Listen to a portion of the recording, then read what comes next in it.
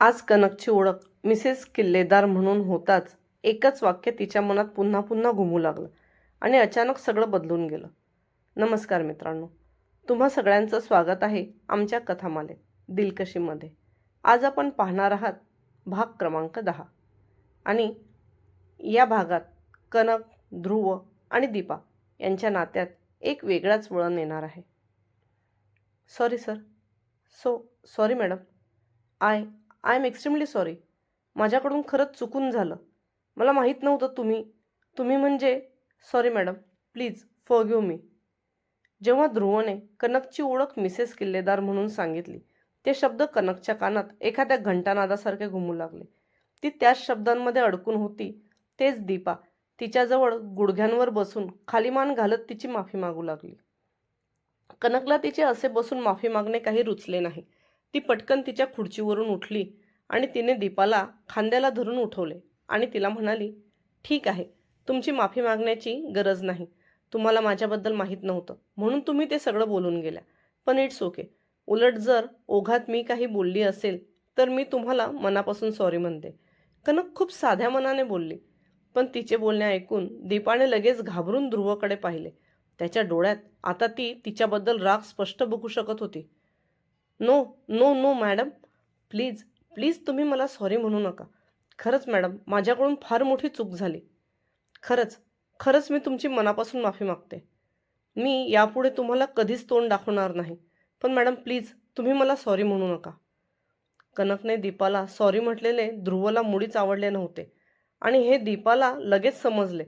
जरी कनकने साध्या मनाने म्हटले असले तरी त्याची शिक्षा सुद्धा आपल्याला होऊ शकते हे जाणून दीपा पहिलेच कनकची माफी मागत तिथून जाण्यासाठी वळली. तोच तिला परत कनकचा आवाज आला. हे थांबा. कनकने लकीला इशारा केला. तोच लकी दीपाने थोड्या वेळपूर्वी आणलेल्या बॅग्स घेऊन आला. कनकने त्या बॅग दीपाच्या हातात देत म्हटलं, हे तुमचं सामान आमच्या घरी राहिलं होतं.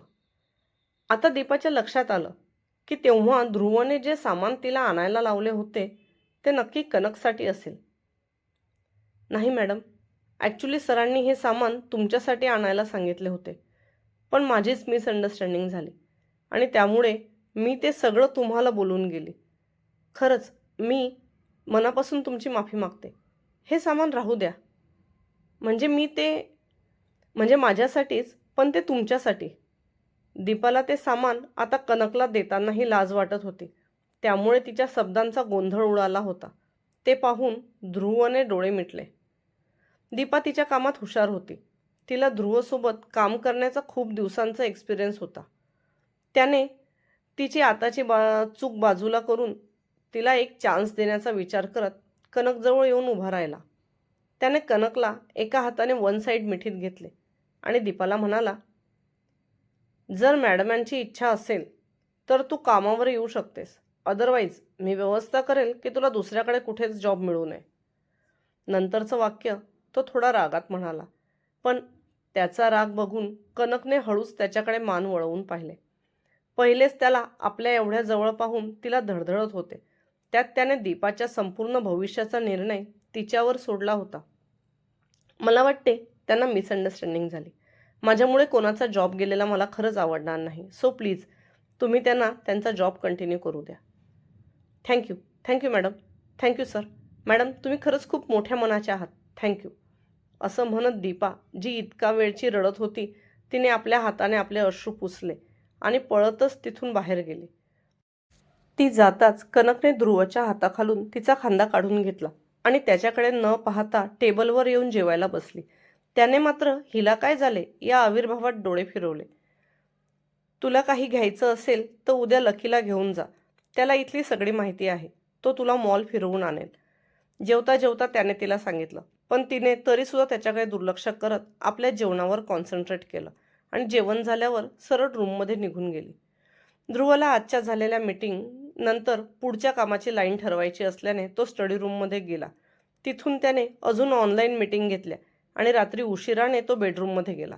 बेडरूममध्ये त्याला कनक काही बेडवर दिसली नाही, म्हणून त्याने त्याची नजर आजूबाजूला फिरवली तर ती एका बाजूला असलेल्या सोफ्यावर झोपलेली त्याच्या नजरेस पडली. तिच्या अंगावरचे ब्लँकेट खाली पडले होते आणि ती पाय पोटाजवळ दुमडून छोट्याशा पांडासारखी झोपली होती. तो तिच्यापर्यंत गेला. त्याने खालची ब्लँकेट उचलून तिच्या अंगावर व्यवस्थित घातली आणि एसीचे टेम्परेचर सेट केले. तो कितीतरी वेळ तिच्या चेहऱ्याकडे पाहत बसला. लहान होती ती त्याच्यापेक्षा वयाने, पण खूप समजदार होती. थोडा वेळ पूर्वीसुद्धा तिने ज्या समजदारीने दीपाला माफ केले त्यावरून ती सॉफ्ट हार्टेड आहे हे लगेच समजत होतं. त्याने हळूच तिच्या चेहऱ्यावरून हात फिरवला. खूप सुंदर होती ती दिसायला. तिची स्किन अगदी गोरीपान कापसासारखी लुसलुशीत होती. तिचे केस सिल्की आणि स्ट्रेट होते. ती अजूनही त्याच्याच शर्टमध्ये होती. नाही ध्रुव, तू तिच्याबद्दल असा विचार नाही करू शकत. फार लहान आहे ती तुझ्यापेक्षा आणि तिला अजून दुनियादारीची तेवढी समज देखील आलेली नाही. जसं हे लग्न तुझ्यासाठी अनपेक्षित घटना आहे तसंच तिच्यासाठी सुद्धा आहे. त्याचं एक मन आतून ओरडलं तसं त्याने त्याचा हात मागे घेतला. कधी कोणाकडे पाहून त्याला अशा फिलिंग्स आल्याच नव्हत्या. त्यामुळे या सर्व भावनांशी कसे डील करावे हे त्याला समजत नव्हते. नाही, एखाद्या वेळेस हे अट्रॅक्शन असेल. हो, हे अट्रॅक्शनच असेल. Just physical need. मला तिच्यात गुंतायचं नाही आणि मी माझ्या गरजेसाठी तिच्यावर कोणतेही बंधन नाही लावू शकत. असा विचार करत तो तिच्याजवळून उठला. आता रात्रीचे 2 वाजले होते. तो त्याच्या उठणाऱ्या त्या हलक्या हलक्या तरंगांना अट्रॅक्शनचं नाव देऊन मोकळा झाला आणि सरळ वॉशरूममध्ये फ्रेश व्हायला गेला. फ्रेश होऊन आल्यावर त्याने सरळ तिच्याकडे पाठ केली आणि झोपण्याचा प्रयत्न केला. थोड्याच वेळात निद्रादेवी देखील त्याच्यावर प्रसन्न झाली आणि तो झोपला. दुसऱ्या दिवशी कनकला उठायला उशीर झाला तर ध्रुव सकाळीच लवकर निघून गेलेला होता. ती खाली आली आणि देवघरात जाऊन तिने तिच्या हाताने दिवा लावला. लकी बाहेर उभा राहून बघत होता. अनुजानंतर तोच दिवा लावायचा. पण आज पुन्हा एकदा या घरच्या लक्ष्मीला दिवा लावताना पाहून त्याच्या डोळ्यात समाधान तरळलं. कनकने नाश्ता केला. थोडा वेळ टीव्ही पाहत बसली. तिला इथे करण्यासाठी तसे काही नसल्याने तिला फार बोर होत होते.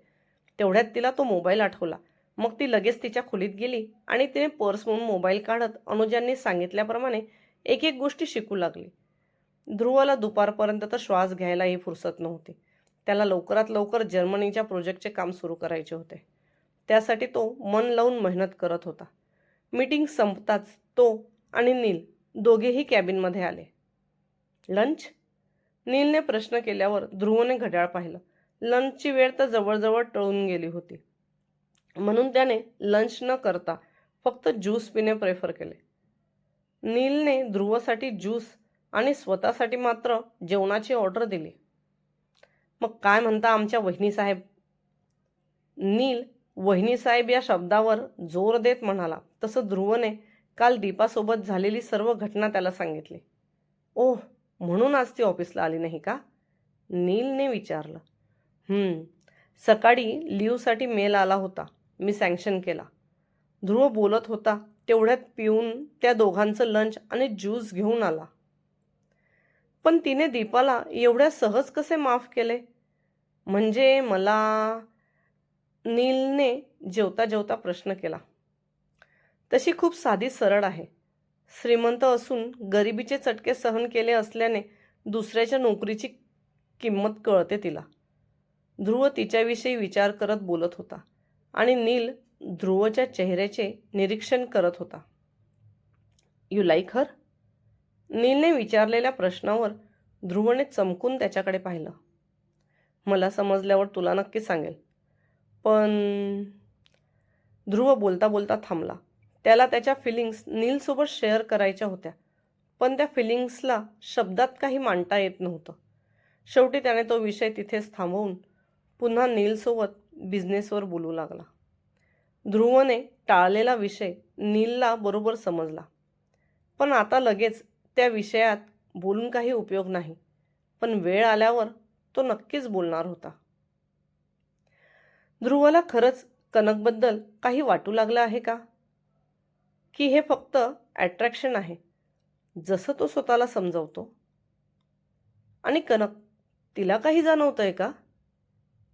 पुढे त्यांच्या नात्याचं रूप काय होईल हे जाणून घेण्यासाठी नक्की पाहत राहा दिलकशीचे पुढचे भाग. जर हा भाग तुम्हाला आवडला असेल तर कृपया लाईक करा. तुमचे सुंदर सुंदर कमेंट्स मला नक्की लिहा आणि अजूनही चॅनलला सबस्क्राईब केलं नसेल तर सबस्क्राईब करा, जेणेकरून पुढचा भाग अपलोड होताच नोटिफिकेशन तुम्हाला लगेच मिळेल.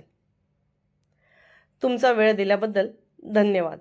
पुन्हा भेटूया पुढच्या भागात.